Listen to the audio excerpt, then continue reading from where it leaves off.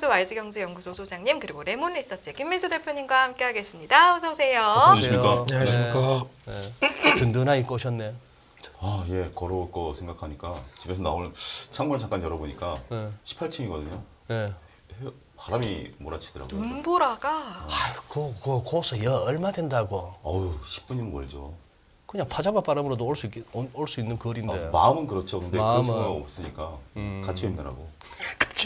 갇혀 입느라고. 예. 오늘 같이 저 뭡니까 제리 형. What? 코스피 마이너스 0.62%가 있고 포인트. 코스닥 전일 대비 마이너스 0.06 포인트. 포지션 네. 몇 번 잡으셨어요 오늘? 아, 오늘 매매를 얼마나 했느냐? 매매를 몇 번 하셨냐고. 이제는 얼마 벌었느냐를 떠나서 이제 매매 횟수까지 체크하십니까? 이제 얼마 벌었느냐는 안 네, 여쭤볼게. 저도 별로 안 궁금합니다. 저도 모르겠습니다. 네. 오늘은 거의 뭐 급판이죠. 무슨 벌어진 판? 판. 어? 제약 바이오 제약 바이오, 네, 제바판. 제밥판. 네. 그것만 들거렸어요? 같은 집안 사람 종목들이니까 제약 바이오, 제시. 예, 제시. 예. 또 손 가야죠. 네. 손이 갔어요. 이런 거 하려면 어떻게 먹고 삽니까? 이런 시장에서. 뭐 지금 반도체를 삽니까? 2차 전지를 삽니까? 네. 그나마 뭐 움직이는 섹터가 있다는 거에 감사하고 네. 그 하루하루에 맞게 매일 새삥의 기분으로 살고 있습니다. 오늘도 새삥 가나요? 오늘은 예. 이벤트 다 끝나고 네, 네. 금요일 날쯤에 한번 하겠습니다. 알겠습니다. 네. 네네. 이렇게 0.06%가 아닌 0.06 포인트 움직인 날도 네. 그러면 어느 쪽으로 이렇게 관심 있게 봐야 되는지 한번 더 그 노하우를 한번 더 알려주세요. 네. 예? 아침에 네. 시작하기 전에 네. 오늘 어느 쪽을 오늘은 제바람에 네. 제약 바이오람에 네. 그런 걸 갖다 어떻게 빨리 캐치하느냐고요. 어제부터 이제 보통 이제 뉴스가 도배되지 않습니까? 뉴스가 뉴스가 도배되기 시작하면서 그러니까 그런 거 많이 보시면 될 것 같아요. 네이버 뉴스에 가장 많이 읽은 뉴스 이런 것들. 호호. 네. 아. 증권 쪽에서. 그거는 자기 전에 항상 체크는 하거든요. 그러면 밤에 잠들기 전에 그걸 체크하고 네. 다음 날에 9시 장이 딱 이제 시작이 되면 그걸 참고해서 체크하고 시간에도 보고요. 네. 시간에도 봐야 이게 얼만큼 되는군요. 반영되느냐. 그것도 한번 체크하고 그다음에 아침에 얼만큼 갭이 뜨느냐. 뭐 이런 거. 아하. 저처럼 저녁 먹고 바로 자는 사람은 그때 봐도 상관없나요? 새벽에 새벽에 봐야 되나요? 야식은 안 드세요? 야식? 디저트. 요즘은 야식은 끊었어요. 아, 야식을 그러세요? 끊으니까 살이 네. 빠지더라고요. 그래서 근데 대신 아. 좀 일찍 자게 되더라고요. 그래도 계절을 위해서 디저트 먹는 시간에 한번 쫙 보시면은 조금 더 낫지 않을. 그냥 네. 제가 하는 뉴스를 보시면 될 것 같은데요. 그 전에 자니까 문제죠. 제가 딱 9시 40분부터 잠이 안 와요. 그렇게 그거 보면은 마음이 설레서. 왜요?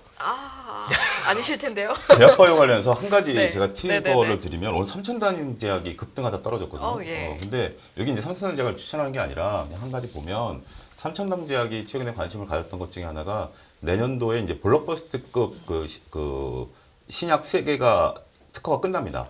네. 그러다 보니까 이제 그 신약에 대한 그 특허 끝나면 이제 다시 이제 약들이 나오잖아요. 그런데 이제 1, 2, 3인데 1, 3위는 자가면역 치료제예요. 그런데 2위가 황반변성 치료제입니다. 근데 그건 이제 삼성제약이 지금 유럽 특허를 받았거든요, 얼마 전에. 그래서 이제 상한가 친 이후에 계속 횡보하다 오늘 이제 급등하고 떨어졌는데 제가 이제 삼성제약 얘기하는 게 아니라 여러분들이 아셔야 될 게 뭐냐면 네. 특허가 만료됐을 때 상황이에요. 특허가 만료됐을 상황인데 특허가 만료됐을 때 제네릭 같은 경우, 바이엘 아스피린 같은 경우는 우리나라의 아스피린이 한 20종이 넘을걸요? 그렇게 성분은 많아요? 똑같아요. 성분은 똑같아요. 어떤 거든지 성분은 똑같아요. 네. 그건 제네릭이니까. 그러니까 제가 뭐냐면 제네릭과 시밀러의 차이점이에요. 제네릭은 그냥 특허가 끝나면 다음날 약국에 쫙 깔립니다. 그냥 찍어내면 되니까 화학식이니까. 근데 시밀러는 특허가 만료된다 해서 다음날 안 깔립니다. 시밀러는 임상부터 다시 시작합니다. 그래서 예를 들어서 A라는 신약이 12월 말이 끝나면 그래서 삼성약이 미리 지금 시작한 거예요. 임상을 다 끝내놓고 똑같은 약제 그 대신 이제 앞서 간 게 있으니까 그걸 따라가는 거기 때문에 쉽긴 하죠. 네. 아예 새 거를 하는 것보다는. 근데 어쨌든 그 약에 대한 검증을 받아야 된다라는 것 때문에 여러분들이 시밀러와 제네릭의 차이점은 좀 알아두실 필요는 있다. 말씀드리겠습니다. 알겠습니다. 차 소장님 준비한 자료 하기 전에 나 이거 정말 궁금해서 제리 형 What? 어제 네. 혹시 솔본 건드리셨어요? 에이 설마 그런 그 왜 올라간지 아십니까? 왜 올라갔는데요? 중요한 비밀이 있습니다. 그 뭐 재벌집 막내 아들 거서 맞아요? 맞아요, 맞아요. 우와. 뭐 뉴 새로운 기술이라고 차마 말을 못하니까 뉴 테크닉 뭐 뉴 뉴 테크놀로지. 테크놀로지. 뉴 테크놀로지 어쩌고 저쩌고 네. 그래서 이런 아, 정말 회사도 그것 때문이에요? 아. 그거밖에 없습니다. 제가 알기로는. 아. 이런 회사가 아직도 살아있는데 한번 사볼까? 그냥 뭐 이게 다였던 것 같고요. 그러니까 재벌집 거서 중기 오빠가 한번 그거 노노노 도준이 형. 우리 글쎄, 도준이 형. 예.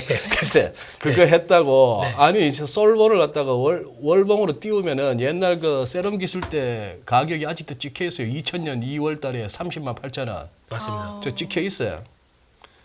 근데 그 세럼 기술하고 지금 솔보는 전혀 아무 상관없는 회사자고 저 다른 회사잖아요. 그래도 지금 새로운 기술 치면은 솔본 나옵니다. 그러니까 그 돈으로 지금 먹고 사는데요, 뭐. 어? 그 돈으로 먹고 사는 거예요. 그때 그- 증자하고 그때 그때- 그걸로? 예, 그 현금 흐름 갖고 지금까지 먹고 사는 회사예요. 와 20년을 먹고 사네요. 정확하게 솔보는 뭐 하는 회사인데요? 지금은 모르겠습니다. 진짜 뭐 솔직히 지금 하는 일 없어요. 하는 일 없는데 잉여 현금률이 높아가지고 지금 먹고 사는 거예요. 그때 당시는 볼프라고 하는 인터넷 전화의 시초. 인터넷 전화와. 네. 그때 그리고 광고 보면 돈 주는 거. 그때 그거 예, 예, 보셨어요? 팝콘 예. 튀기는 거? 네. 오리 모양 팝콘 튀기는 거? 그때 한참 센세이션 했죠. 그래도 아니 인터넷으로 전화를 하면 국제 전화 요금 안 내도 되네 이러면서. 그 광고를 보면 1원인가가 10원인가 싸요.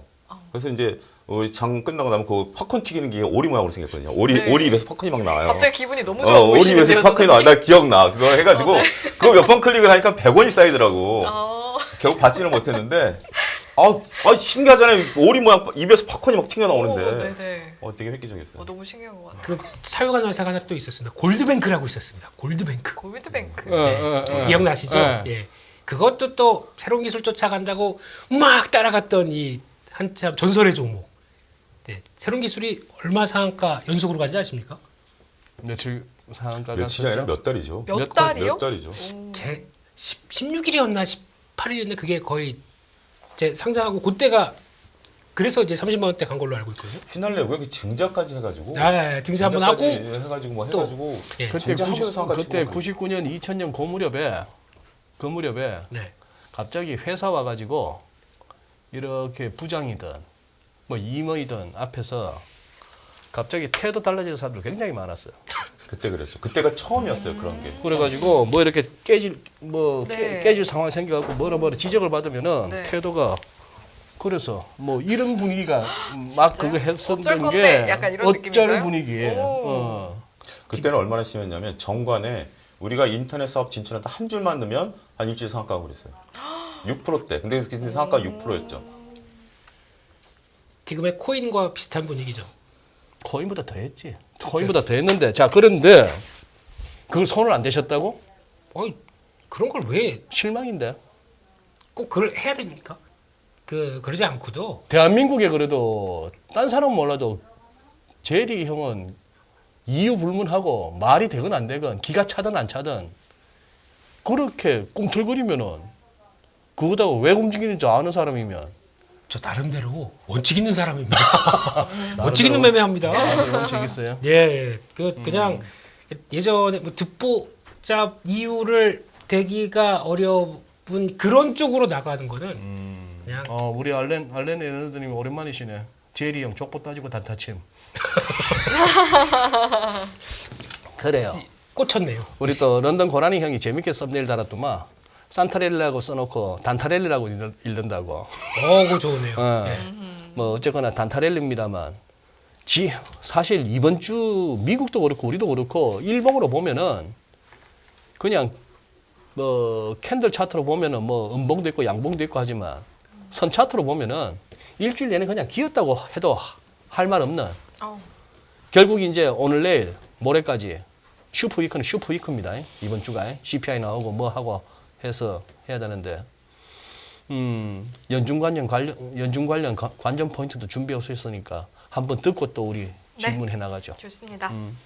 예, 일단 제가 뭐 이런 거를 그 예상할 수 있는 그런 뭐 능력은 안 되고요. 일단은 오늘 밤에 이제 CPI가 나오고 네. 그다음에 이제 모레 우리나라 새벽에 이제 연준의 발표가 나오니까 일단 한번 상황을 좀 보자라는 겁니다. 어떤 상황들을 체크해야 되고 현황이 어떻게 돼야 되는지 그런 부분들을 조금 정리를 그냥 해봤습니다. 일단 뭐 가장 중요한 건 오늘 밤에 이제 CPI 숫자가 어떻게 나오느냐 이제 컨센서스에 대한 이제 괴리율을 같이 봐야 되겠죠. 예. 현재 CPI 컨센서스는 7.3이고요. 밑에 있는 표를 보게 된다면 각 이제 그 금융기관에서 예측한 표입니다.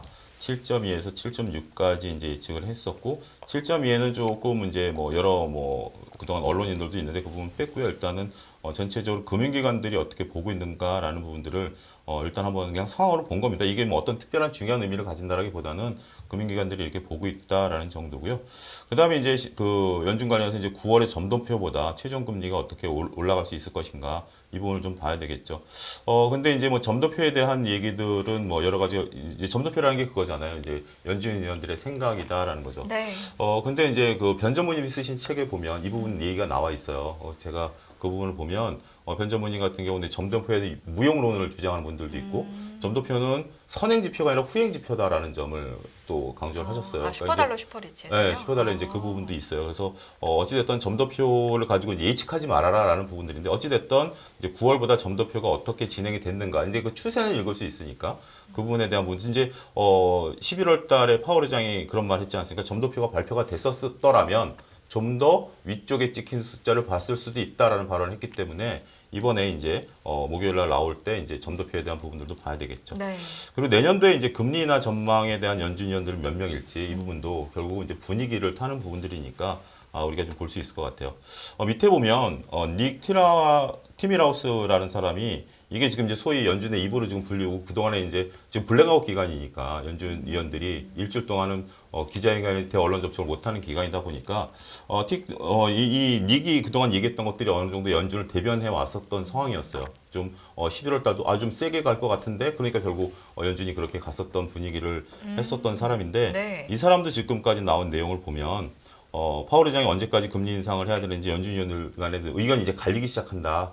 라는 이제 그런 얘기들을 했기 때문에 뭐 이 사람 얘기를 100% 우리가 신뢰할 건 아니지만 그동안에 이제 연준의 상황들을 미리 조금 흘려놨다라는 점에 있어서 그러니까 결국 그거죠. 지금 이제 50bp 한 이후에 내년도에 대한 어떤 전망치가 어떨 것인지 그 부분이 아직 확정되지 않은 분위기다. 이걸 좀 읽어낼 수 있지 않을까 근데 싶습니다. 이분이 월스트리트 저널 기자신데 그동안 이분이 해왔던 게 항상 거의 결이 비슷했어서 비공식적인 대변인이 아니냐 이렇게 보는 이게 거예요? 이제 닉네임 붙은 거죠. 최근에 이제 특히 최근에 이제 그 부분이 블랙아웃 기간에 했었던 기사들이 거의 이제 연준의 상황을 결과론적으로 이제 맞아 떨어진 상황이 됐으니까 그래서 이제 보는 건데 이제 좀 눈여겨보자. 그런 부분 이제 그런 걸 이제 한번 보자라는 거고요. 알겠습니다. 특히 금년에 제일 히트 쳤던 게 네. 6월 FMC 네. 이틀 전에 네. 수요일 날 화요일 날 수요일 날 이틀 열리고 수요일 날 이제 예. 성명서 나오고 하는데 월요일 날 이틀 전에 75pp 갈 거야 했던 그때 이후로 그냥 그 전부터 닉 티미라우스 월스트저널 기자인데 네. 티미라우스 통해서 이제 연준이 뻐꾸기 날리는 거는 다 알고 있었지만 그때 6월 달에는 정말 대박이었거든. 오. 다들 이제 뭐 50pp겠거니 빅스텝이겠거니 했는데 75bp 할 것 같아 했거든. 다들 예상 못할 때. 6월 달에 충격이 굉장히 컸었죠. 그랬죠. 맞아. 예. 알겠습니다. 그다음에 이제 CPI에 대해서 앞서도 봤지만 이제 JP 모건에서 나온 시나리오가 오늘 뭐 주식하시는 분들은 많이 받아보셨을 거예요. SNS에 돌아다녔는데 그건 한번 정리해봤습니다. 일단 경우의 수고요. 현재 지금 앞서 이제 7.3이라는 컨센서스를 제시했다라는 것들 여러분들이 기억해 두실 필요가 있고요. 예. 만약에 그 밴드 내에 들어오게 된다라면 CPI가 확률 아무래도 컨센서스가 이 안에 지금 들어와 있는 것은 확률이 높은 거죠. 그러면 S&P 500 기준으로 봤을 때는 상승할 가능성이 높다라고 JP 모건에서 본 거고요. 이제 그거보다 좀 세게 나오면 결국 S&P가 하락할 가능성. 이제 과거 대비 이제 숫자를 가지고 이들이 시뮬레이션을 돌린 거기 때문에 그냥 무턱대고 잡은 건 아니에요. 근데 어찌 됐던 딱 그 컨센서스 대비 나오면 그다음에 이제 그 S&P 같은 경우 조금 단기간에 상승할 가능성이 있다라는 점, 이 점도 한번 염두에 두시면 좋지 않을까 싶습니다. 자, 그래서 저 얘기가 나오는구나. 6자 보면 10%도 갈 수 있다는 게 네, 제일 여기, 아래쪽에. 제일 아래쪽에 이제 그런 얘기들까지 나오고 있는 거죠. 지금 이제 추세적으로 꺾이고 있는데 이 그래프, 이 기울기가 얼마만큼 더 이제 세게 내려가느냐 이 부분에 대한 얘기들을 한번 우리가 보셔야 되지 않을까 싶습니다.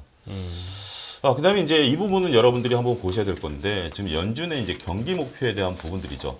지금 이제 인플레이션은 2%, 실업률은 뭐 정확히 뭐라고 밝히지는 않았지만 완전 고용 상태를 이제 보자라는 건데 대략적으로 한 3% 정도 보고 있는 거고요. 네. 뭐 실업률은 뭐 거의 뭐 이 부분에 대해서 크게 지금 우려하는 바는 이제 인플레이션이죠. 이제 지금 현재 예상이 7.3인데 7.3이 어떻게 나오냐라는 거죠. 저는 이제 이 부분에 따른 이제 결국은 이제 이 밑에 있는 부분들인데 저는 지금 이번에 50bp보다는 밑에 있는 이것을 제일 지금 빨간색을 저는 주목을 합니다. 이게 무슨 얘기냐면 뭐 지금 현재 내년도 연준의 목표 금리를 이제 연준이 제시를 하거든요. 예. 그 부분이 저는 굉장히 중요하다라고 봐요. 그러니까 뭐냐면 앞서 얘기했듯이 6월 달에 한번 변화가 있었잖아요. 그때 예. 당시에 연준의 올해 터미널 금리 목표치는 3.5였다가 4.4로 올렸을 때가 그때였거든요. 그러면서 이제 시장에 충격을 준 거죠. 그 전까지만 하더라도 아무리 매파적인 얘기가 이제 4, 5 얘기가 나와도 연준은 3.5였는데 6월 달 끝나고 나니까 터미널 금리 4.4로 올린 거죠. 지금 이제 터미널 금리를 5%대까지 얘기하시는 분들도 있는데 지금까지 연준의 내년도 터미널 금리 목표치는 4.6이거든요. 요거가 이제 변할 가능성이 지금 현재 높아 보이니까 이게 과연 어떤 수치가 나오느냐라는 부분들이에요. 그 부분을 좀 보셔야 된다라는 거죠. 근데 이제 제가 터미널 금리라는 단어 써서 좀 생소하신 분들도 있는데 연준 같은 경우 지금은 그 우리가 딱 금리를 정하면 지금 우리는 3%, 3.5 이렇게 되지만 연준은 지금 현재 연준 같은 경우 3.7에서 4%씩이잖아요. 25bp 밴드가 있잖아요. 그게 이제 연방 금리이기 때문에 그래요. 그러니까 그 연준이 은행에 나가는 건데 이제 그 예치금에 따라서 금리가 달라지거든요. 그래서 네. 평균 금리라는 단어를 쓰면 되지 않느냐. 근데 평균이라는 단어가 성립이 안 되는 게 금액에 따라서 금리가 달라지기 때문에 터미널 금리를 쓴다라는 거죠. 거의 평균 금리와 같은 개념이에요. 네, 근데 이제 그게 이제 내년 4.6에서 얼마큼 늘어나. 저는 여기에도 시장이 반응할 가능성이 있다 이렇게 좀 봅니다. 예.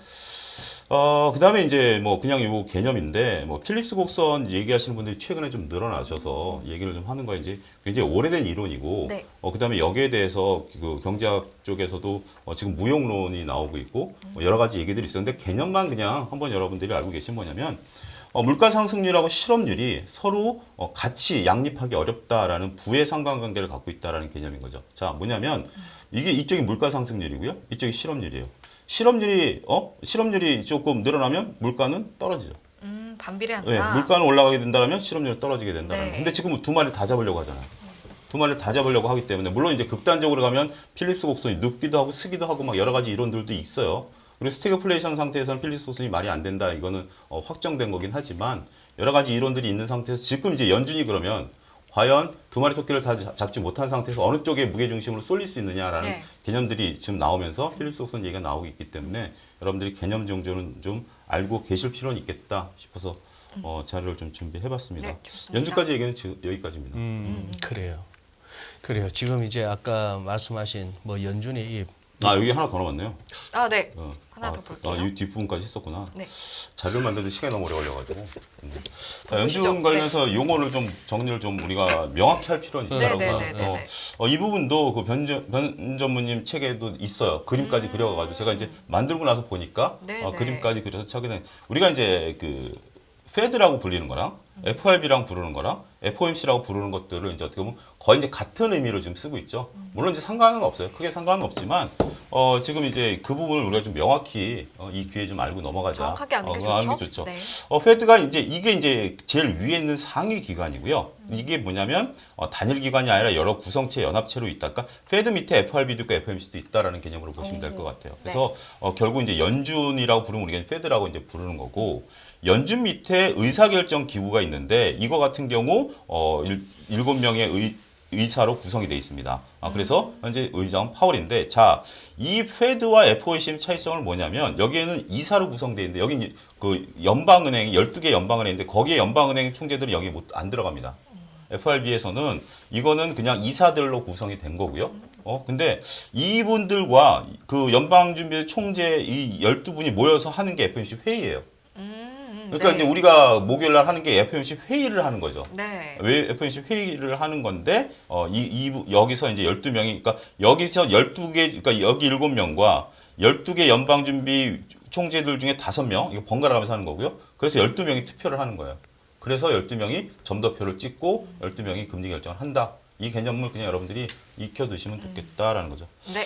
자, 이제 마지막으로 보면 뭐 12개 권역 같은 경우는 이렇게 돼 있고 앞서 얘기한 부분들인데 여기서 이제 조금 요게 이제 작년에 연합에서 나온 이제 기사예요. 네. 제가 이제 이걸 왜 이제 검색을 해봤냐면 내년도에 블러드 총재가 빠지거든요. 그건까지 지금 알려져 있어요. 그럼 예, 누가 예. 빠지고 누가 들어오느냐에 따라서 성향이 바뀌어요. 작년 연합 인포맥스의 기사를 보게 된다라면 블러드, 그 다음에 이제 뭐 클리블랜드, 보스턴인데 이분들이 다 매파적인 분들이다라는 분석을 연합에서 내놨었어요. 네. 그리고 올해 좀 셌었죠.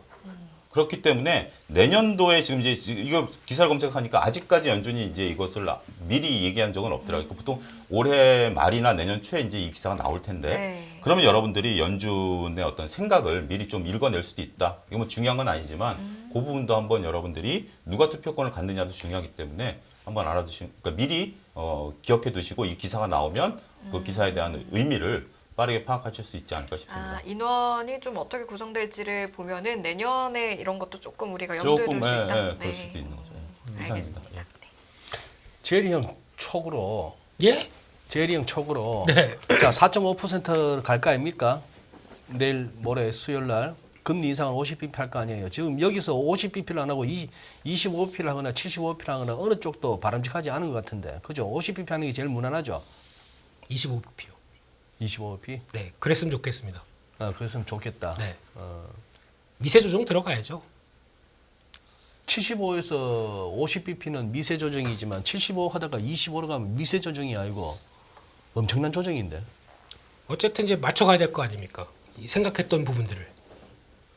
무슨 얘기냐면은 물가는 이제 피크아웃 됐어요. 솔직히 지금 떨어지는 부동산 가격이나 나머지 동향들 쭉 보게 되면 물가는 이제 이제 속도가 문제긴 하겠지만 잡았다고 생각해야 되겠죠. 근데 네. 지금 다들 생각하는 게 대표적으로 그거지 않습니까? 유가 내린다고 좋아하고 있어요. 예. 좋아할 일이 아닙니다. 이거 지금 왜요? 경기에 대한 타격이죠. 유가는 예? 경기에 대한 타격. 유가가 내려가는데. 네. 그러니까 유가 하락한다고 지금 좋아할 상황이 절대 아, 아닙니다. 그래요? 네. 아니 당장 주유소에서 기름 넣으면서 1,599 해갖고 1,600원 밑으로 뭐 1원만 내려와도 기분 좋던데. 그 반대로 이렇게 되기 시작했으면 나스닥 폭등했어야죠. 최근에. 물가만 생각했다라고 하게 되면 나스닥 지금 11,000선에서 이렇게 옆으로 기는 거 말이 안 됩니다. 근데 지금 시장은 미리 다음을 보고 있어요. 그러니까 뭐냐면은 물가 가지고 이제 이게 연준이 어떻게 나갈 것인가 이거는 지금 나왔던 흐름 그대로 바라보되 지금 시장 관심은 다음으로 이동하고 있습니다. 이게 뭐냐면은 네. 내년에 네. 경기 침체 얼마나 올까? 아, 그 강도가 어느 예, 정도일까? 강도가 어느 정도일까? 지금 그 좀 월스트리트 저널 말고 CNBC나 이런 쪽에 이제 블룸버그나 내용들 들어보게 되면 거의 다 물가 얘기 관련된 부분들은 많이 빠져 있어요. 거의 다 경기 얘기하고 있습니다. 지금 관심이 글로 넘어가 있다는 얘기죠. 그래서 물가 만약에 이제 이게 어느 정도 뭐 이번에 뭐 7.3이건 7.2건 뭐 이런 거 별로 저는 중요하지 않다고 생각합니다. CPI가 네. 그냥 뭐 어차피 한 해 그렇게 괴롭혔고 물가 이제 9%에서 꺾이는 거 이제 확인됐고 그럼 그거 가지고 뭐 여기서 다시 뭐 8로 가든 이런 거보다는 이제 지금 가장 큰 상황들은 그렇게 금리 올려놓고 내년에 경기 흐름 계속 그대로 갈 수 있을까? 여기가 이제 핵심인 것 같고요. 거기다 보면은 그러면 이 상황을 기업들이 잘 버틸 수 있을까? 이게 이제 내년에 충돌하는 상황이어서 지금은 그렇잖아요. 지금은 안 좋은 지표 나와야 좋게 해석하잖아요. 연준이 이제 멈출 거야. 이렇게 생각하지 않습니까?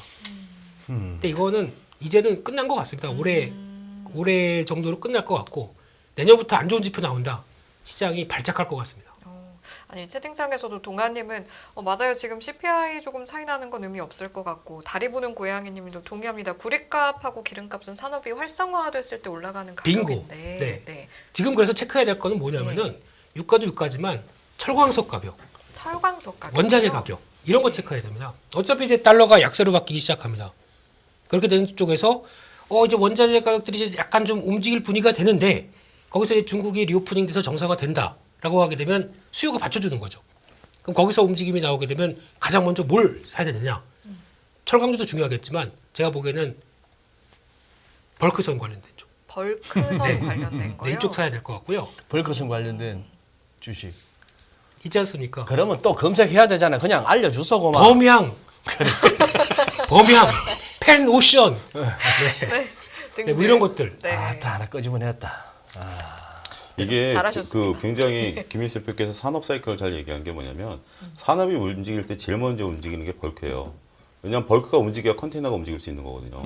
그래서 우리가 여러분들이 경기가 좋아진다 그래서 컨테이너 보시는 분들 계신데 벌크가 움직여야 되는 게 맞아요. 벌크가 움직여야 되는 게 맞는데 한 가지 좀 중요한 트리거 중에 하나는 원래 벌크의 가장 황금 노선은 상해 호주 노선이었는데 네. 호주와 지금 중국의 관계가 좀 안 좋기 때문에 그 부분은 좀 트리거가 될 수는 있긴 있어요. 하지만 어찌됐든 철강석이 먼저 움직이고 철강석이 움직이면 벌크가 움직인다는 건 맞습니다. 왜냐면 거기 BDI가 저희가 하나로 알고 있는데 하나가 아닙니다. 세 개로 구성되어 있어요. 그중에 BCI라고 하는 부분들이 철광석 이제 원자재 관련된 쪽에 그 구성 항목조에서 30% 이상을 차지합니다. 그래서 그게 움직이게 되면 BDI가 올라가게 돼 있어요. 요즘 BDI 지수 올라갑니다. 올라가요? 예, 1380까지 올라와 있는데 여기서 보면 또 항로가 그러니까 그 이 용량에 따라서 달라요. 그러니까 보통 저희가 수프라맥스, 파나맥스 이렇게 얘기하거든요. 이게 뭐냐면 운하를 통과할 수 있는 크기. 역시 우리 소장님, 야 파나마 운하를 최대한 통과할 수 있는 크기 여기서 따라 나뉩니다. 파나마 운하 폭이 요만한데 네, 요만한 그 폭에 배 옆에 안 끌키고 갈 수 있는 요 최대한 요게 파나막스 거 네. 그다음 밑에 게 수프라맥스가 수에즈 운하. 수에즈 운하. 네, 이렇게 자세한 수치는 찾아보시고요. 경제 아주 그 환율 그런 거 하면 다 그런 거 예측하지 않나요? 그렇게 봤네요. 알죠. 아. 아는 척 하죠. 그러니까 결론적으로는 그러고 보니까 BDI 체크해본 지 오래됐다. 비대가 조금 지금 이제 페노션이 올라가는 것과는 별개입니다. 페노션 같은 경우는 이제 하림그룹이 이제 인수하겠다라는 인수해가지고 이제 그게 이제 한진과의 또 어떤 지분 경쟁 들어가는 부분들도 있긴 있습니다만 이제 두 가지 트리거는 있어요. 지금 이제 그 물동량은 늘어나는 부분들이 있고요. 반면에 그건 하나 있어요. 뭐냐면 운항 대수가 좀 늘어나가지고 왜냐하면 그동안에 우리가 이제 항만 적체가 심하다 보니까 운항 대수가 줄은 거죠. 네. 외항에서 대기를 해야 되니까. 그 부분이 이제 풀렸던 부분들이 있어요. 그러다 보니까 선박 대수, 그러니까 운항하는 선박 대수가 늘어나는 효과가 나타나죠. 그러다 보니까 조선업종의 발주가 끊겼어요. 그러니까 이게 산업이라는 게 단 하나 철광석이 하나 움직이는 걸 갖고 해운, 그다음에 경기, 조선 여기까지 미치는 영향들이 이렇게 착착착착 진행된다라는 것도 읽어내실 필요가 있다라고 보는 거죠. 알겠습니다. 여기에 또 이제 조선업종의 지금 가장 큰 악재가 STX 대련이죠. STX 대련이 중국 그 화공업체가 얼마 전에 인수를 해가지고 네. 거기서 이제 자기네 자사용 배를 4척을 발주했어요. 근데 STX가 이제 우리나라 돈으로 3조를 들여가지고 최신 공장을 지어놓고 철수를 했거든요. 그 기술을 가지고 이제 따라잡겠다라는 거죠. 그것도 한번 뉴스가 크게 된 적이 있습니다. 최근에. 네. 그런 어떤 이쪽에 관심 있으신 분들은 종합적인 메커니즘을 읽어내실 필요도 있다고 봅니다. 알겠습니다. 자, 사실은 이제 우리 차 소장님께서 준비하신 내용이 하나 더 있는 걸로 알고 있어서 저희 원래 잠깐 이거 50분에 끝내야 됩니다. 그래요? 금요일과 똑같게 50분에 끝나셔야 돼요. 그런 거예요? 네, 계속 이어가야 됩니다. 알겠습니다. 네. 아니 근데 그 아까 차 사장님 말씀하신 그 연준의 관전 포인트 중에 하나만 더 이제 제가 언급하고 가자면은 네네 좋습니다. 그건데 오늘 지금 유럽장이나 개장 전에 뉴욕장 지수 선물 흐름으로 봐서는 CPI가 좀 낮게 나온다고 보든지 아니면 FMC에 대해서 그다지 지금 걱정을 안 하는 분위기예요. 장 분위기가. 어제부터 뉴욕장이 어제 뉴욕장이 제법 오르고 끝났는데 장마감 후에 시황을 아무리 뒤져봐도 왜 올랐는지를 설명을 하는 시황이 없어. 마이크로소프트가 올라서 시장이 올랐대요. 그럼 테슬라는 왜 빠졌어? 그 얘기는 없고요. 시가총액 2위 마이크로소프트가 올라서 뭐 이런 얘기만 있더라고요. 그러니까 그런 상황이었는데 그리고 지금 한 가지 딱 이제 금요일 날 우리 다시 만났을 때 확인이 되겠지만 지금 이거거든요. 아까 차 소장께서 말씀하신 닉 티메라우스 기자가 이 침묵 기간에 그때 슬쩍 이제 기사를 하나 썼단 말이에요. 기사를 하나 썼는데 그게 이번 달에는 금리 인상 속도를 낮추지만 그러니까 50bp 할 거야라고 이거 믿어. 내 말 믿어. 50bp야 이번. 근데 내년에 가서 이게 내년 2월 달에 왜 내년 2월인가 하면 1월 31일 하고 2월 1일 이틀에 걸쳐서 하다 보니까 1월 FMC인지 2월 FMC라 해도 원래 되는데 2월인데 그런데 2월 FMC라 해도 되는데 그때 가서 50bp 올릴지 25bp 올릴지 굉장히 논쟁이 벌어질 거면서 결국 또 표현이 펜슬린 해가지고 아마 또 뭐 그래서 좀 더 높은 그런데 이 기사의 작은 제목이 뭐냐 하면은 임금 상승률이 하도 요새 높아져 가지고 그래서 이 may lead officials 이 그런 연준 관계자들을 to consider raising policy rate 기준금리를 above 5% in 2023. 이거 조금 above 5%니까 5% 위라는 얘기다. 지금 9월 달에 점도표에 금년 말이 4.2에서 4.5니까 요번에 50bp 하면 딱 맞춘다고. 그렇죠. 근데 내년도 중간값은 여기서 25표 올라간데 중간값이라. 그게 4.5에서 4.75라고. 근데 요걸 한 칸만 더 올려도 4.75에서 5인데 지금 티밀하우스는 5% 위로라고 한 거예요. 그 지금 이 상황에서 우리 김 대표도 말씀하셨지만 인플레는 분명히 정점을 찍은 것고 네. 내년 경기가 어떻게 될 것인가가 이제 점점 시장의 화두가 되는 와중에 만약에 내일 연준이 점도표를 갖다 찍어내는데 2023년에 중간값이 9월 달에 찍었던 것보다 중간값이 한 2클릭 더 올라가서 두 클릭이 아니고 3클릭 올라가서 진짜 above 5, 5에서 5.25 찍히면은 진짜 이거는 내가 봐서는 완전히 닉 티밀하우스한테 패 다 까준 거예요. 안 그러길 바래요. 일단 몇 가지 좀 또 좀 길게 보면 돼야 될 것들이 결국 이제 고금리에서 내려오느냐 유지되느냐라는 부분들 이제 금리 수준이 이제 우리가 생각하는 것보다는 떨어지는 수준은 좀 더 길게 되는 거다라는 컨센서스가 형성되다 네. 보니까 네. 경기 둔화에 되는 건 현타들이 오는 거죠. 우리가 빠르면 이제 불과 이제 11월 달만 하더라도 그런 분위기가 있었죠. 야, 그 금리 인하 시작하는 거 아니야? 상반기에 시작하는 거 아니야? 이런 얘기들도 있었죠, 잠깐. 근데 그 얘기는 지금 싹 들어가 버렸죠. 그런 상태다 보니까 금리가 상당 부분 유지될 가능성이 높다라고 보는 거고 또 한 가지 고용 지표 말씀하셨는데 예. 제가 생각하는 건 그겁니다. 지금 얼마 전에 그 TSMC 바이든 대통령 와가지고 400억 불 투자한다고 했고요. 네. 근데 우리나라 현대차 공장 짓죠, LG엔솔 공장 짓죠, 삼성 SDI 공장 짓죠, SK온 공장 짓죠. 그렇게 막대하게 지금 다 전 세계 갖다 쏟아붓고 있는데 고용 지표가 떨어질까요?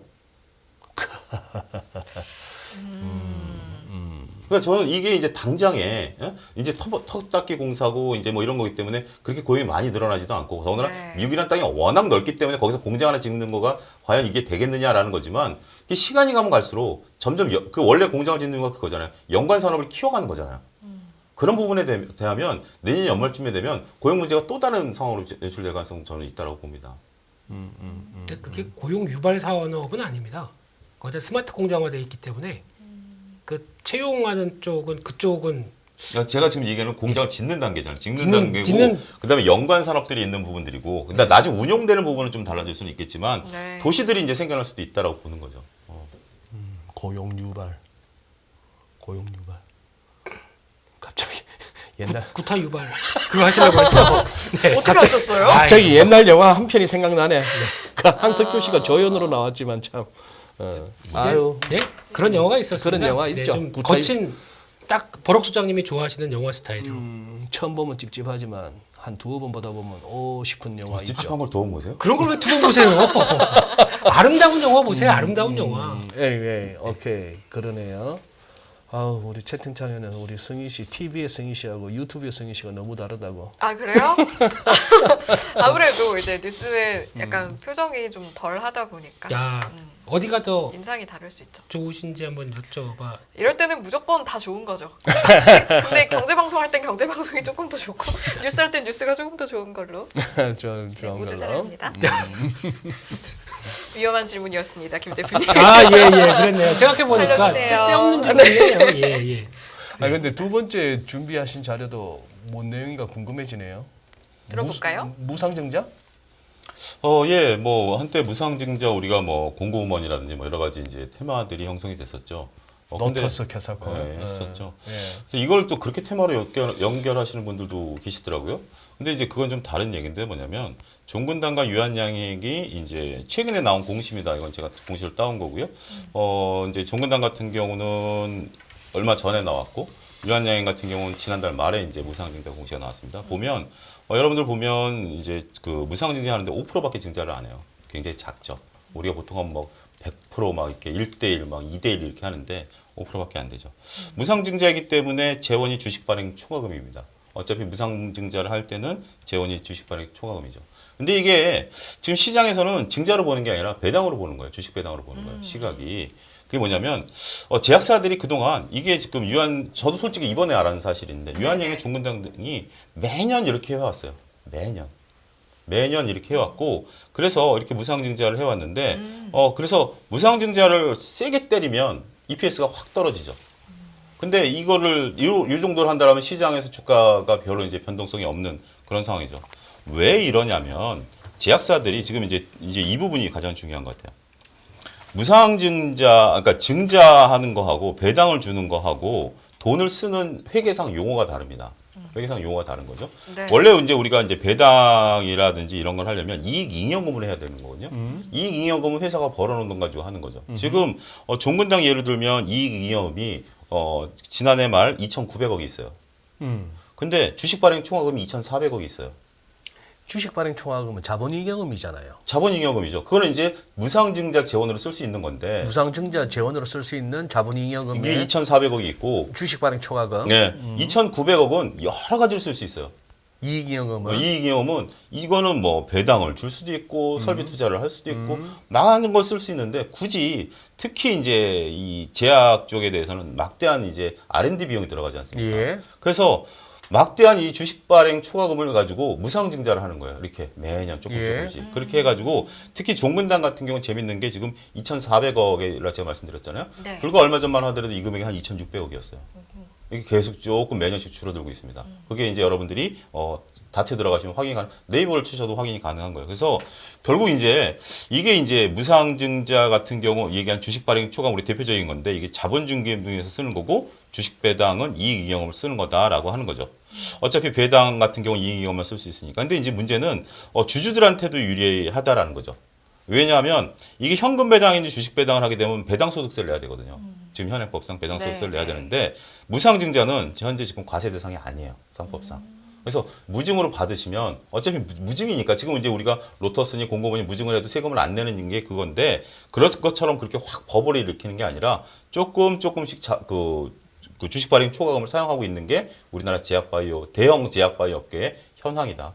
요걸 알고 계시는 것이 지금 이제 무증을 나오니까 야 무증 나오니까 호재 아니야? 상한가 가야 되는 거 아니야? 막 어떤 분들 SNS에 막 그런 얘기 하시더라고요. 이제 그런 거와는 좀 다른 거고요. 네. 이거는 이제 이렇게 해서 주식 발행 초과금을 이렇게 소진하는 방법도 있다. 그리고 결국 이것이 지금까지 주식 배당의 어떤 준하는 시장의 평가가 있었다 이렇게 보시면 될 것 같습니다. 뭐 빤한 시장에 이슈라는 게 돌고 돌다 보면 또 했던 소리 또 하고 하게 되는 겁니다만 차수님께서 이제 잘 설명을 해주셨는데 여기서 기본적으로 항상 저런 거는 이론적으로는 그렇거든요. 보입시다. 대차대조표를 요새 뭐라 그런다고요? 재무상태표요. 재무상태표. 옛날에는 대차대조표. 대차대조표 맞습니다. 여기서 왼쪽이 자산. 네. 여기 이제 부채 예, 자본이야. 자본, 예. 이 자본에 보면은 자본금이 있고 네. 말씀하신 자본이익여금이 네. 있고 이익이익여금이 있어. 예. 근데 지금 자본이익여금에 있는 주식 발행 초과금이 네. 무상증자를 통해서 자본금으로 올라가는 거 아니에요? 그 자본도 똑같아. 네. 재무상태표, 대차대조표도 똑같아. 네. 회사 가치도 똑같아. 네. 그냥 단지 발행 주식수만 느는겨. 근데 발행 주식수만 느는겨. 근데 그게 조금 이제 다른 발행 주식수가 늘어나는 건데 회사 입장에서는 이익 잉여금을 가지고 주식 배당을 하는 거 하고 근데 이제 이 주식 발행 초과금이 왜 생기냐면 그 부분도 좀 설명을 드릴게요. 네. 애명가 5,000원짜리 주식 우리 이제 공모할 때 지금 뭐 4만 원, 5만 원에 하잖아요. 예를 들어서 5만 원에 했다라고 하면 5,000원 자본금이 되는 거고요. 4만 5천 원 주식 발행 초과금이 되는 거예요. 전체적인 자본은 커지는 거죠. 자본은 커지는 거지만 근데 이 4만 5천 원을 회계에서 우리가 그렇잖아요. 법인 만들어 놓고 개인 자금 못 쓰는 것처럼 이 4만 5천 원 쓸 방법이 없는 쓸 거예요. 방법이 없어. 쓸 방법이 없는데 어쨌든 말씀하신 것처럼 무상증자를 가지고 주식 발행 초과금을 자본금으로 높이는 방법을 많이 쓰는데 이렇게 야금야금 쓰냐 크게 쓰냐 결국 회사 입장에서 보면 크게 뭐 돈이 뭐 생기거나 움직이거나 하는 건 없어요. 근데 자본금이 늘어나는 근데 이게 이제 이런 식으로 조금씩 한다라는 것은 주주 입장에서 보면 EPS 감소 효과가 상대적으로 덜하다 보니까 나름대로 의미가 있을 수도 있다는 그런 의미를 부여할 수 있다는 거죠. EPS? 그러니까 결국 주식수가 늘어나니까 말씀하신 것처럼 이게 지금 무상증자를 하면 5% 주식수가 늘어나는 거 아닙니까? 5% 주식수가 늘어나는 거기 때문에 5%만큼 EPS가 감소해야 되죠. 근데 그거보다 회사 성장률이 높다라면 감소 효과를 깨고 올라갈 수 있는 거죠. 근데 만약 무상증자를 100% 때려버린다. 그럼 주식수가 2배로 늘어났는데 회사가 2배 성장하지 않으면 EPS는 떨어지는 거죠. 근데 지금 이 정도면 회사가 그동안 성장률을 본다라면 감내할 수 있다라고 보는 거기 때문에 우리가 거의 주식 배당에 준해서 생각한다라는 거죠. 그래서 무상증자 이거를 주가 상승이라는 공식은 통하는 그건 아니죠. 그건 아니다. 아니고 그 대신 내가 주식수가 야금야금 늘어나고 있다. 내 계좌에 있어서. 그렇게 보시면 될 것 같아요. 알겠습니다. 오케이. 여러분, 저 네, 이렇게 침묵이. 집중하고 있습니다. 아니 시청자 여러분이 공부 끝났나요? 아니 시청자 여러분이 로봇승이 다시 된 거 아니냐고. 인간승이 맞고요. 로버승이. 네, 그래서 이렇게 무상증자 공부까지 해봤는데 아니 중간중간 오늘 1부 때도 그렇고 2부 때도 그렇고 지금 테슬라 이야기가 자꾸 나오고 있어요. 이게 사심 때문에 테슬라를 다루고자 하는 건 아니고 테슬라가 진짜 요즘에 엄청 폭락이고 분위기 안 좋잖아요.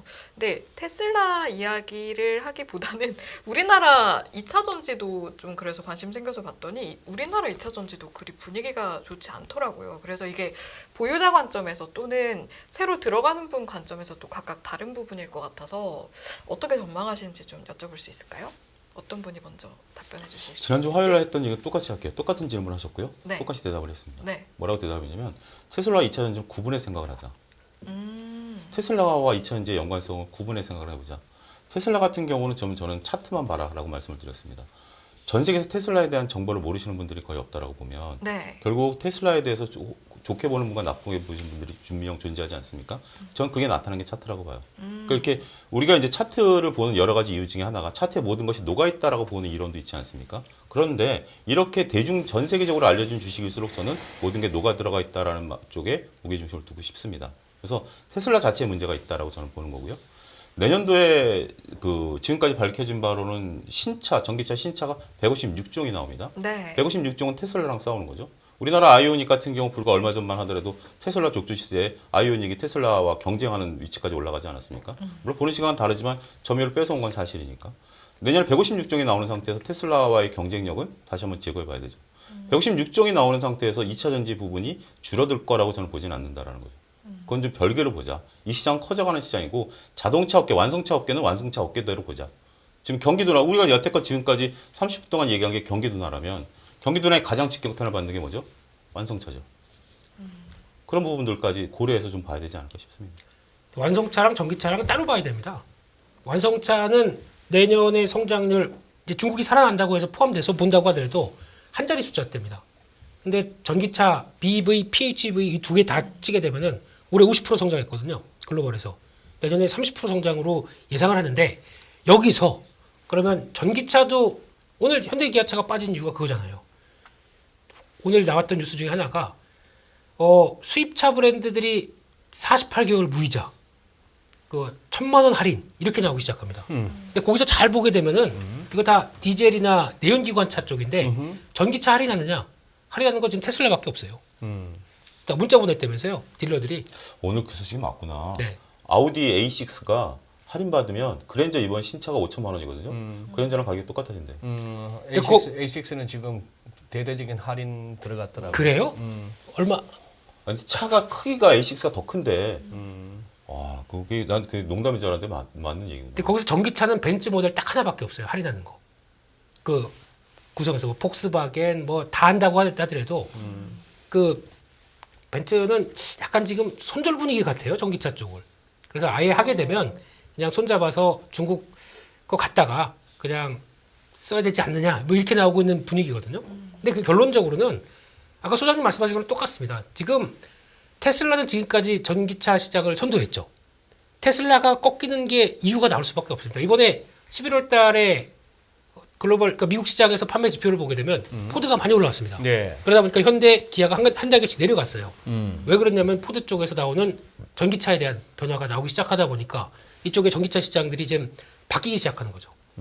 그런 쪽에서 보게 되면 포드도 내년에 나오고 GM 나오고 또 스텔란티스 나오고 그러면 와, 소비자 입장 쪽에서 이번에 나온 모델 중에서 유럽에서 핫한 모델 중에 하나가 푸조에서 408 시리즈가 있거든요.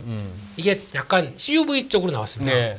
요즘 별점이 이게 상당히 높더라고요. CUV는 뭐예요? 예. 도심형 SUV 시티 오브 조금 이제 승용차 중간 단계에 있는. 승용차. 근데 유럽 같은 경우는 그렇죠. 이렇게 유럽은 이제 옛날에 그 밴 형태의 차라고 그러죠. 이제 트렁크가 이제 위로 올라가 있는 좀 그런 스타일의 이제 유럽형이죠. 저는 차가 없습니다만 차를 왜 이렇게 그 국내에도 굴러다니는 다니는 그 뿌조 SUV 조그만한 거 있어요. 내 고개 그분인가 올렸는 중에 나름 이거 SUV인데 사람들이 경차인 줄 안다. 유럽 차가 작긴 작지. 작죠. 예, 근데 자, 근데 말씀하시면 그렇게 이제 내년 모델들이 나오기 시작하게 되면 이런 게 이제 사람들이 지금까지는 와 전기차 하면 그래도 테슬라 이렇게 보다가 몇 년째 고정된 모델 나오고 있는데 뭐 그런 얘기도 많았잖아요. 뭐 테슬라 차 깡통이다. 이런 얘기도 뭐 어디도 저 작동 안 되는 거 있다. 뭐 잘 골라야 돼. 뽑기 잘해야 된다. 뭐 이런 얘기도 있었는데 이제 막 자동차 회사들이 나오기 시작하게 되면 이제 그때부터는 관심이 테슬라 쪽은 떨어지는데 지금 머스크 형님은 트위터 갖고 막 그러고 있고 이때 좀 뭔가 변화를 좀 줘야 되는데 이런 상황 쪽에서 다른 이제 브랜드들이 막 치고 올라오는 거는 2차 전지 입장 쪽에서 배터리 만드는 회사 입장 쪽에서는 좋은 건가요? 나쁜 건가요? 더 좋은 거죠. 좋은데 왜 주가는 왜 삐리해요 요새? 2차 그러게요. 전지가. 주가가 필요한 거 부분에 대해서는 저는 그렇게 봐요. 이게 과연 그 우리가 주가가 빠지니까 이게 안 되는 거 아니냐라고 보는 건데 제가 지난번에 에코프로그램 얘기한 것처럼 제가 그때 말씀드렸어요.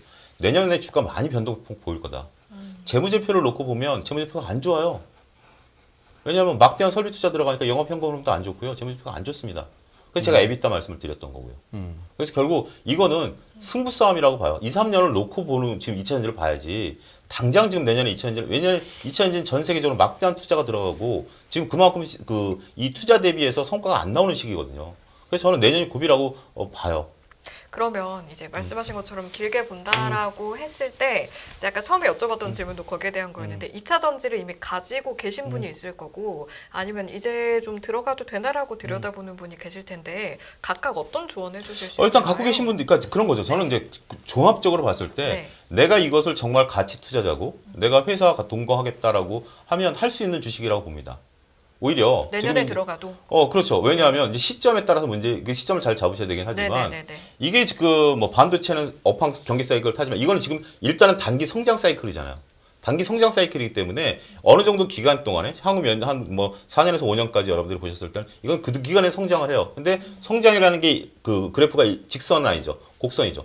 그 곡선 상태에서 그러면 제가 2차 전지에 대해서 제 기준으로 말씀드리면 음봉 나올 때 사라. 굉장히 그것도 쉬운 일 아닙니다, 여러분. 음봉 나올 때 사라. 양봉 나올 때 사지 마라.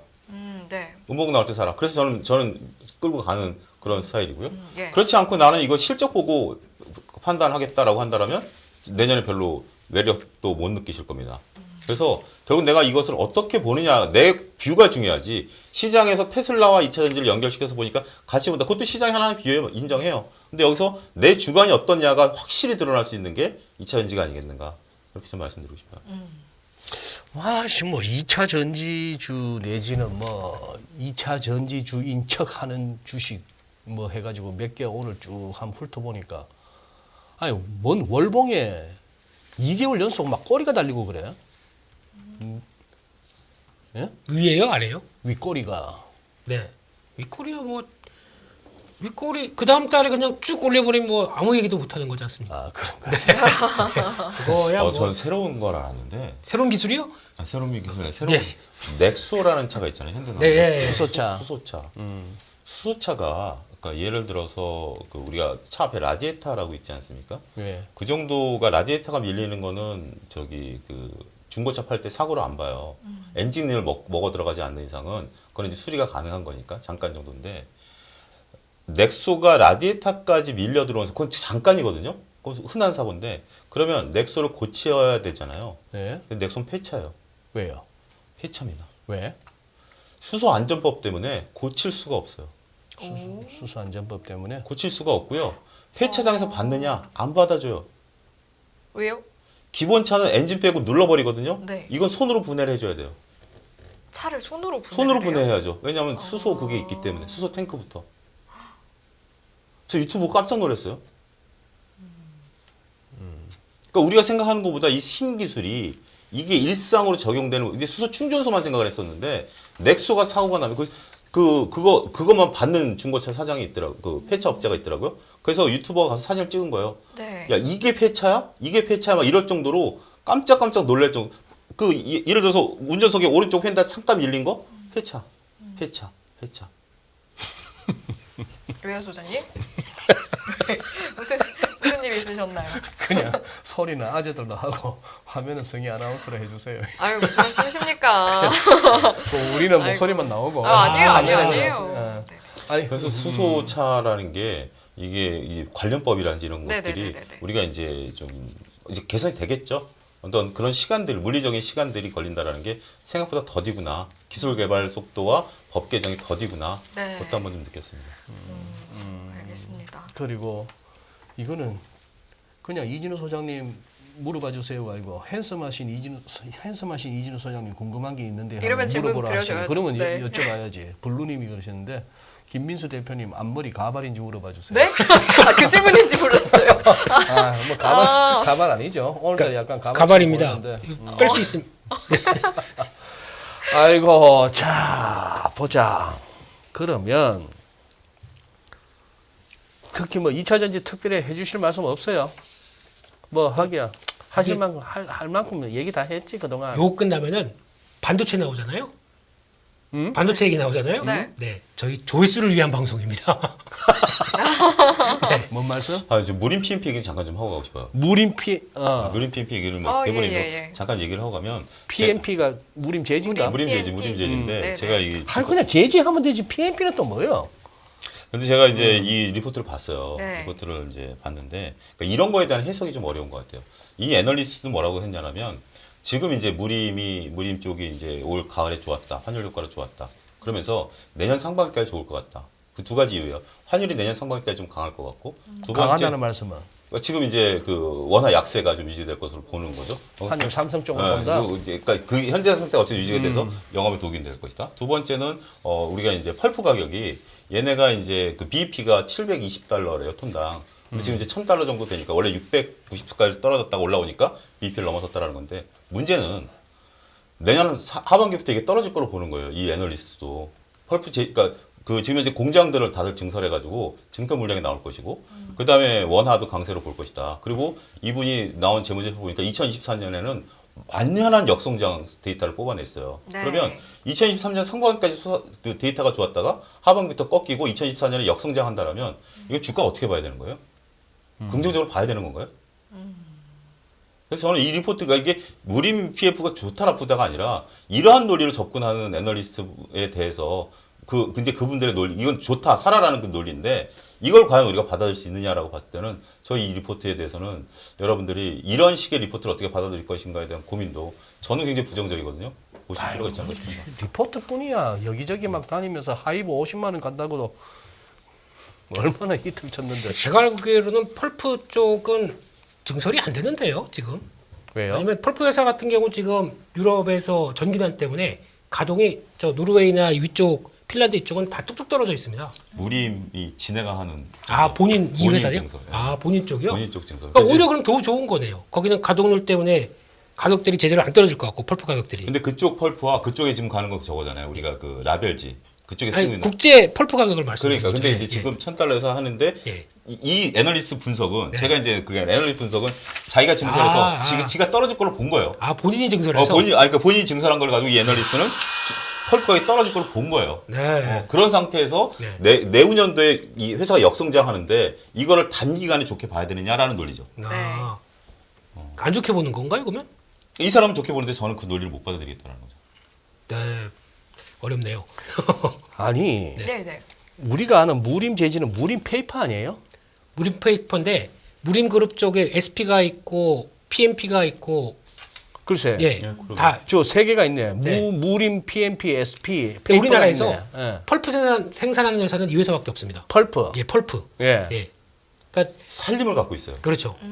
그래서 직접적으로 펄프를 가공을 해서 그 화학적 제품을 한 다음에 거기서 이제 산업용지, 특수용지 이런 쪽으로 다 나가지 않습니까? 네. 예. 원래 노르웨이에 있는 펄프 공장이 불이 나가지고 올해 초에 펄프 가격을 끌어올렸고 네. 전력난으로 유럽이 생산을 못하니까 또 끌어올렸고 그러다 보니까 미국에서 휴지 대란이 한 번 일었었죠. 맞아 그래. 그게 하는 말씀이에요. 예. 휴지를 안 만드는 미국. 아이고 알겠습니다. 현재 뭐 오늘 할 얘기 많은데 뭐 그냥 시간 다 됐기 때문에 넘어가죠. 뭔 할 얘기가 많겠어. 이제 보니까- 아침 저녁으로 뭐 여기저기 다 하고 매일 하면서 뭔 할 얘기가 짜다리 있겠어. 오늘 같이 뭐 0.06 포인트 코스닥 움직인 날. 아니요, 제가 김민수 대표님 전략을 알았는데 약간 클로징할 때가 되면 이제 그렇죠. 이제 눈빛이 막 말씀드릴 수 반짝반짝. 있는데 네. 약간 이런 느낌. 왜냐하면은 네. 오늘 그래 뭐 사는데 이거 할까봐 미리 선수 친 겁니다 제가. 그러니까요. 하는데 이러면서 끝내요. 아 이제 클로징 해야 되는 거 어떻게 아시고. 클로징 해야 되고. 네. 예, 뭐 전망 오늘 같은 날 전망 한답시고 뭐 얘기 오래 하는 거 필요 없습니다. 이따 CPI 보고 네. 내일 FMC 다음에 시장 어떻게 하는지 한번 보고 CPI 치맥하면서 봐야 되나요? 치맥하면서 CPI는 원래 그러는 거 아닙니까? 딱 보면 자, 그런 건가요? 몇 대 몇 이러고 딱 봐야 되는 거 아닙니까? 죄송합니다. 알겠습니다. 자, 곧 있으면 발표될 CPI 저희 주목해서 함께 보도록 하고요. 오늘도 1, 2부 함께 해주신 여러분 고맙습니다. 빠밤 저희 이만 물러가도록 하겠습니다. 고맙습니다. 감사합니다.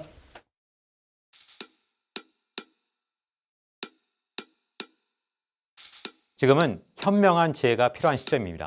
딱 10분만 투자하세요.